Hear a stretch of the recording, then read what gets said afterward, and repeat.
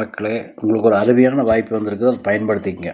என்ன வாய்ப்பு அப்படின்னா, எடப்பாடி ஆட்சியில் வந்து தாலிக்கு தங்கம், பொண்ணுக்கு பட்டு சேலை, மாப்பிள்ளைக்கு பட்டு வேட்டி, நீங்கள் குடியிருக்கிறதுக்கு வீடு அவரே இடம் வாங்கி கட்டி கொடுக்குற திட்டம், ஆண்களுக்கு இலவச பஸ்ஸு, 100 நாள் வேலையில் 150 நாள், இது அனைத்தும் வந்து ஒரு சாதாரணமாக ஒரு ஒரு புருஷன் முன்னாடி கல்யாணம் போச்சு, எந்த வேலைக்கு போகாமல் திக்கு தெரியாத காட்டில் நின்றுட்டுருக்குறாங்கல்ல, அவங்களுக்கு உடனடியாக பணம் கொடுக்குற திட்டம் இது.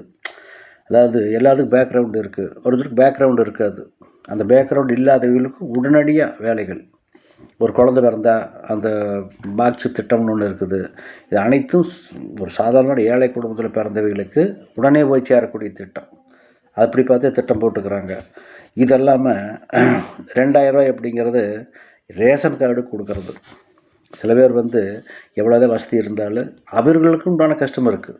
அந்த நம்ம ஸ்கூட்டியில் போகிற 50 ரூபா பெட்ரோல் வேணும், காரில் போனால் 1000 ரூபா வேணும். அந்த நிலைகளை புரிஞ்சு இந்த 2000 திட்டத்தை ரேஷன் கார்டுக்கு எல்லாத்துக்கும் கொடுக்குற திட்டம் இது எடப்பாடியார் கொடுத்தது. பெரிய வசதியானவன் ஏழை, ஆண் பெண், ஏழை பணக்காரன் எல்லாத்துக்கும் ஒரே சமமாக போகிற திட்டம் அதிமுக ஆட்சியினுடைய திட்டம்.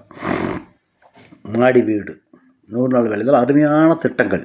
நீங்கள் நினச்சி பாருங்கள். இதெல்லாம் சரி, இதெல்லாம் எப்படி சாத்தியமாகும் இலவசம் அப்படின்னு நினச்சிங்கன்னா, சென்ட்ரல் கவர்மெண்ட்டு சில இதில் கொடுக்குறாங்க, ஒரு ஹெல்ப் பண்ணுறாங்கன்னு வச்சுக்கோங்க. எப்படின்னா, ஒரு பெரிய திட்டங்களை வாங்கக்கூடிய திறமை எடப்பாடிகிட்ட இருக்குது. மருத்துவக் கல்லூரி வாங்கினார்ல, எப்படி வாங்கினாரோ இதே மாதிரி தான் இந்த திட்டத்தையும் அவர் வாங்குவார். இந்த சில ரகசியங்கள்லாம் அவங்க சொல்ல மாட்டாங்க அரசியல்வாதி. நம்மளுக்கெல்லாம் தெரியாத, தெரிஞ்சுக்க வேண்டிய அவசியம் இல்லை. நம்மளுக்கு அவங்க கொடுக்குறாங்க, வாங்கிட்டு போகிறோம், அவ்வளோதான். இதை மட்டும் தான் நம்ம தெரிஞ்சுக்கணும். வாக்காளர் பெருமக்களே, 2026 தயவு செஞ்சு ஏமாந்து உங்கள் குடும்பத்தை நீங்களே கெடுத்துக்காதீங்க.